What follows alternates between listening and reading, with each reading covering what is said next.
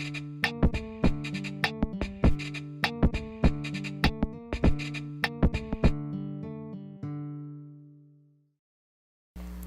friends, it's Tyler, and if you like what we're doing, you want to follow along, subscribe to the channel, like and comment on the videos, and follow us on Twitter at onesixtyeight. All this does is allows us to engage in some different conversations a little bit more deeply and journey through this together. Here's Courtney with this week's reflection. Have you ever felt like you were in the center of the universe? Not really in a selfish way, like, I'm the most special, everything revolves around me, I'm the most important.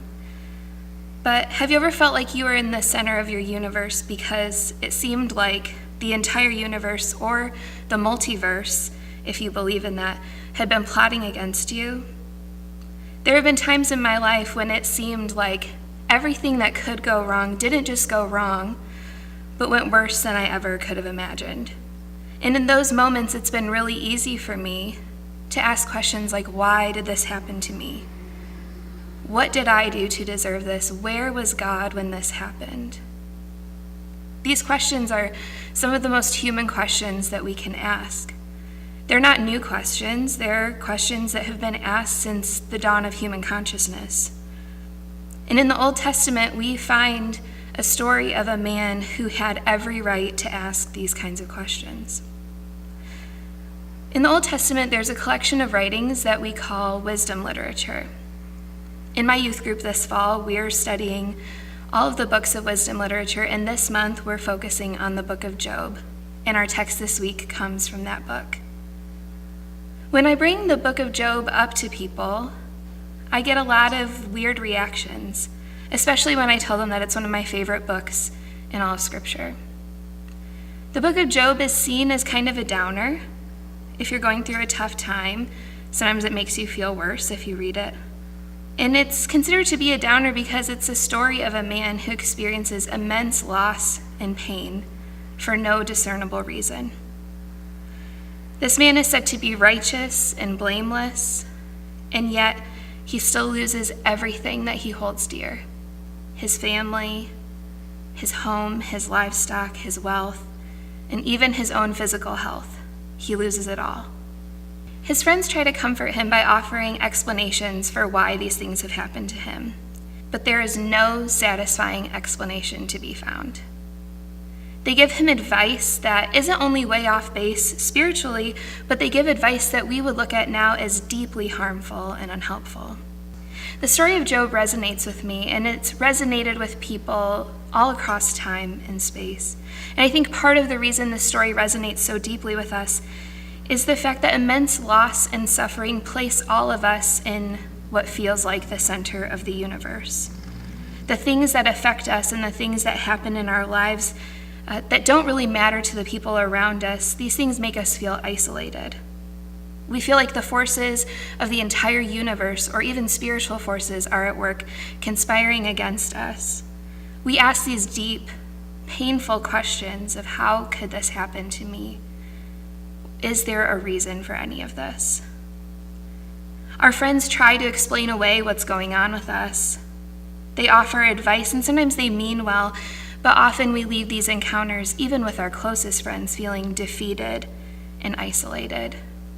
We find ourselves in the middle of a windstorm of pain. When we read the story of Job, the most frustrating thing of all is that the God character doesn't speak at all until the 38th chapter of the book, which is a long way in. And when God speaks finally, he doesn't provide any answers for Job. Instead, he asks him questions. He says, "Where were you when the foundations of the earth were laid? Were you there? Were you there at the beginning of everything?"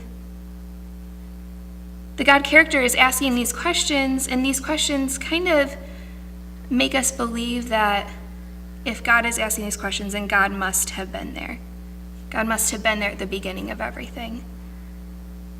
And like Job, we are probably wondering, God, if you were there then, where were you when all of this happened to me?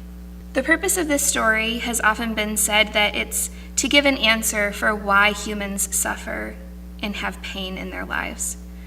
But if that were the case, why do we walk away from the last words of this story feeling worse?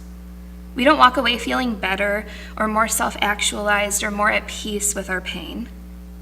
We find this story in a group of texts known as wisdom literature. So what if the purpose of this story is to teach us about wisdom? What is wisdom? Is it understanding how things work? Always having an answer, or always having the ability to find every answer for every question we might ever ask? The book of Job shows us that sometimes the wisest thing to do is to admit that we don't understand or that we can't understand. Wisdom doesn't try to explain away the atrocities of the world and the pain of our individual lives, because wisdom knows that there will never be an answer that satisfies our pain. Sometimes wisdom is asking questions in our pain, even though we know that there won't ever be an answer that makes us happy. Sometimes wisdom looks like detachment, letting go of our need to have any answers at all. Sometimes wisdom looks like resting in the presence of a God who has always been there and will always be there through anything. A God who was there when the foundations of the earth were laid. A God who is there when the rhythms of the universe were created, of birth and death and rebirth. A God who was there on your best day, and a God who will never leave you on your worst day. Sometimes wisdom looks like letting go. And so this week, may you find peace in letting go of the need for answers. May you find peace knowing that God is with you on your darkest day. Grace and peace.